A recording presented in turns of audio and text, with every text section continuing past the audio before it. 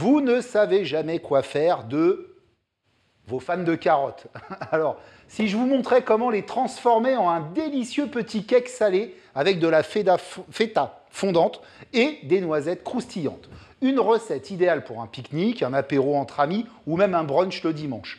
On va voir ensemble comment les réaliser avec une petite sauce yaourt au citron confit maison pour les accompagner. Je vous montre tout. On va commencer notre recette par s'occuper de nos fans de carottes. Alors les fans de carottes, ce sont ces feuilles vertes trop souvent jetées à la poubelle à tort. Elles sont riches en fibres, en calcium et en bêta-carotène. Elles sont délicieuses en cake, en pesto ou même en soupe. C'est un geste simple pour lutter contre le gaspillage alimentaire et ajouter une note végétale originale à vos préparations, à vos plats, à vos soupes. Donc arrêtez de jeter vos fans de carottes. Ces fans de carottes, on va les prendre et on va tout simplement, les effeuiller. Les tiges, on ne les garde pas. Parce que les tiges dans le cake, ça va faire un peu beaucoup. Donc là, c'est parti. C'est le moment un peu fastidieux de la recette. On se fait aider par un de nos enfants si on en a à la maison et qu'on lui demande comment s'est passée sa journée. Avec un peu de chance, il va vous répondre « ça va ». Là, vous allez vous dire « bon, la discussion va être très courte, mais bon, c'est comme ça ». Petit clin d'œil à mes filles.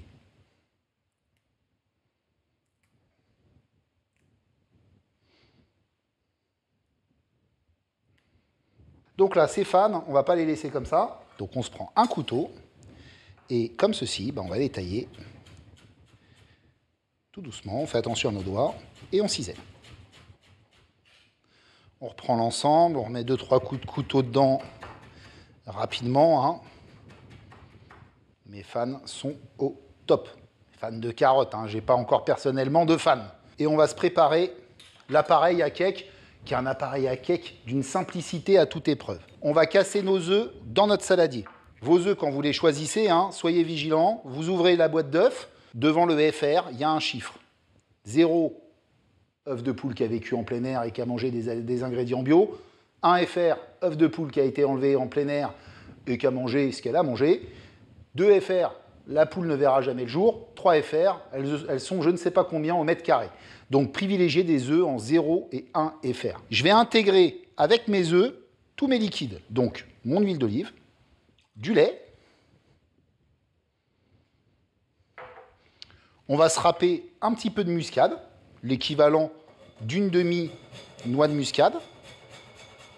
Moi, j'adore la muscade. Donc, j'en mets souvent dans mes quiches, dans mes appareils, même en pâtisserie, j'aime beaucoup. Et souvent, j'en mets pas mal. Après, on jauge à son goût. Superbe. Là, ça va être bien. On va mettre du sel. Donc, on assaisonne pour l'ensemble. On y va. Du poivre. Et on mélange. Jusqu'à avoir une masse homogène.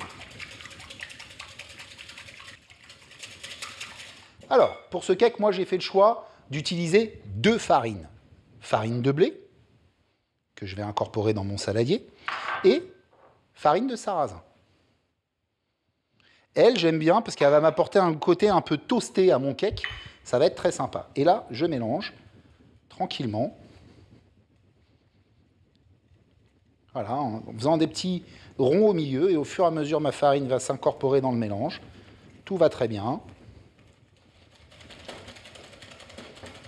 Ma masse est lisse. Il ne me reste plus qu'à incorporer que serait un cake sans baking powder, c'est-à-dire levure chimique, les amis. Ça va nous faire gonfler notre cake. On y va.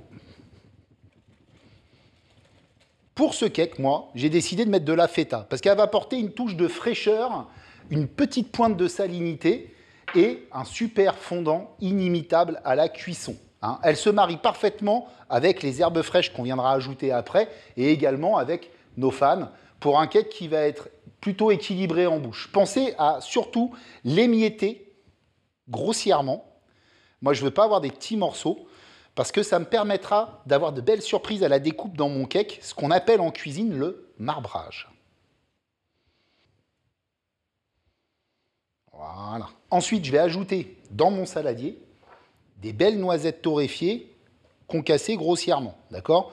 torréfier les noisettes, on les passe soit au four, soit à la poêle, sans ajout de gras, et on viendra les casser après, et on les incorpore dans notre récipient. Je vais mettre mon récipient sur le côté, et je vais prendre mes herbes. Alors, toutes les herbes, sauf la menthe, qui, elle, ira dans notre sauce qu'on va préparer après. Alors, moi, les herbes, pour les conserver, je les mets dans un peu d'eau, donc je vais juste taper comme ça pour enlever l'excédent d'eau dans le bas de mes herbes. Superbe. Donc la ciboulette, elle, on n'a pas à l'effeuiller. Par contre, l'estragon, lui, on va l'effeuiller. Comme on a effeuillé tout à l'heure nos fans de radis. Ce qu'on va faire là, c'est qu'on va tout couper en même temps. Hein. Donc je vais diviser en 3 ma ciboulette. Et chaque partie, je vais la remettre sur l'autre. Ce qui va me permettre de gagner du temps à la coupe. Et je vais venir intégrer avec mon estragon. Et là, on y va. On coupe l'ensemble.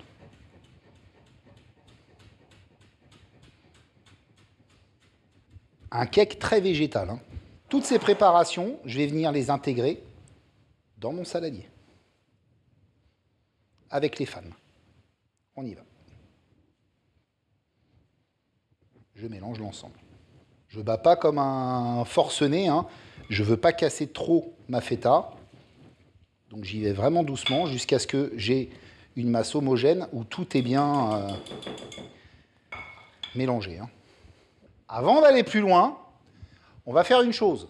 On va préchauffer notre four à 180 degrés, chaleur tournante. Si vous avez un programme de préchauffage rapide, vous pouvez le mettre. Ça vous permettra que le four soit chaud au moment où vous aurez fini de remplir vos muffins. Donc mon appareil est prêt, je vais le mettre sur le côté de mon poste de travail. Je vais prendre mes petits moules à muffins. Ce que je vais faire, c'est que je vais les graisser. Alors moi, j'ai ce qu'on appelle une bombe graisse. Si vous n'avez pas de bombe graisse, vous prenez un petit pinceau avec de l'huile et vous badigeonnez l'intérieur de vos moules. Et si vous êtes très gourmand, vous pouvez le faire au beurre. Hein. C'est pas mal aussi. Et là, on va remplir nos moules. On n'oublie pas qu'on a mis dans notre appareil... Qu'est-ce qu'on a mis dans notre appareil?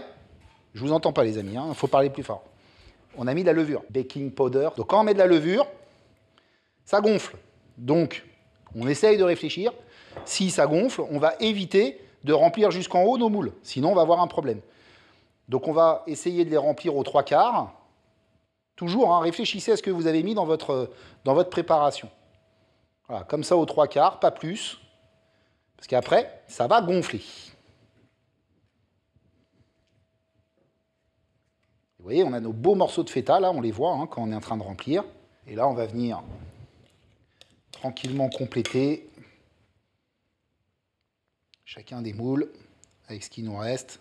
Mes petits muffins sont prêts à partir en cuisson, 180 degrés, chaleur tournante, pendant 25 minutes. C'est parti.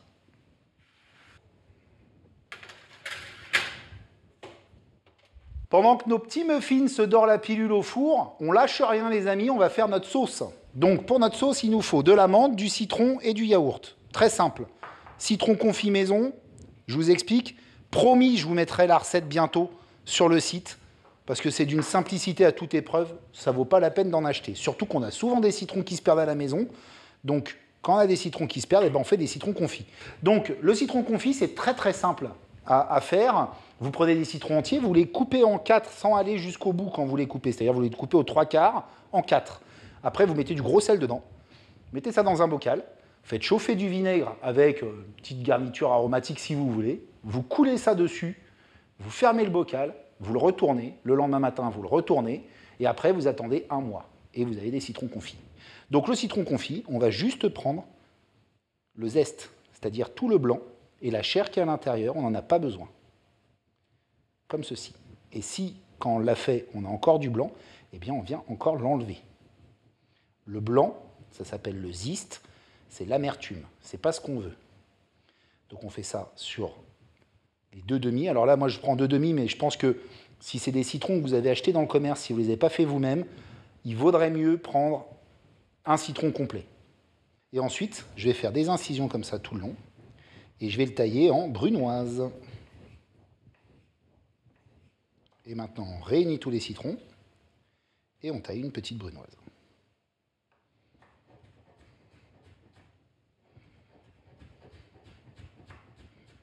Je prends mes petits citrons et je les mets dans un saladier. Je viens intégrer ensuite de la menthe avec. Donc la menthe, hein, toujours le même principe, on effeuille. Je vais juste me garder une petite sommité pour la déco tout à l'heure. On va ciseler notre menthe. Donc moi, pour ciseler la menthe, hein, je prends les feuilles, je les empile. Surtout quand j'ai des grosses, je referme et je cisèle.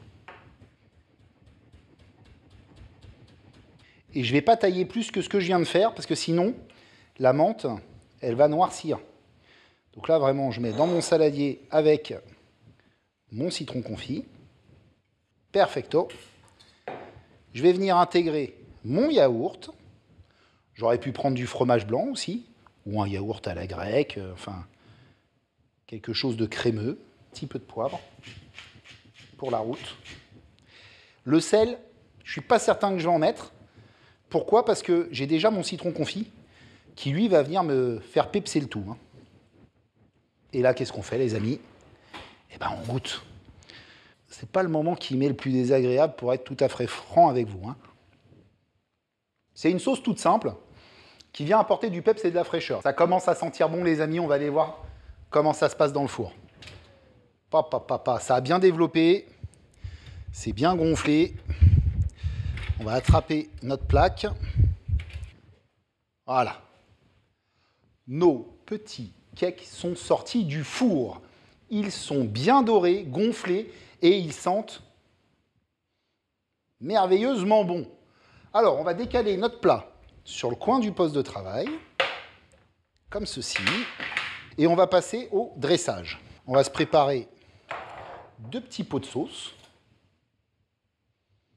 Superbe.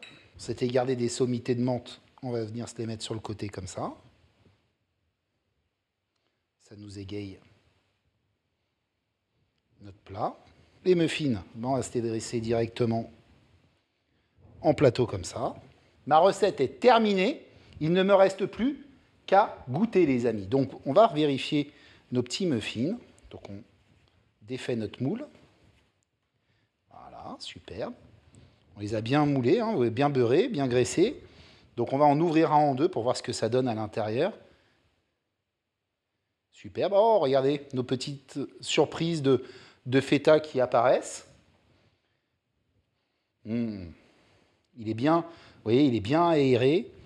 C'est superbe, ça. On va se mettre un petit peu de sauce yaourt dessus. La bouchée du gourmand. C'est parti.